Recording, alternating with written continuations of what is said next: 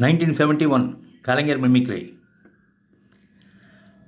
நான் பேசிக்கொண்டே இருக்கிறேன், நீங்கள் எல்லாம் கேட்டுக்கொண்டே இருக்கிறீர்கள்.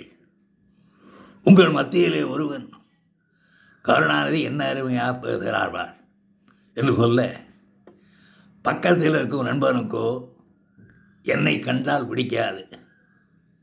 கருணாநிதி பேசுவது இருக்கட்டும், அவர் தலையிலே எத்தனை முடி ஊர்ந்திருக்கிற வார்த்தாயா என்று சொல்ல, நன்றாக பேச்சை கேட்டுக்கொண்டிருந்த நண்பனோ என் பேச்சை கேட்காமல் என் தலையிலே எத்தனை முடி ஊர்ந்திருக்கிறது என்று எண்ணத் தொடங்குவான்.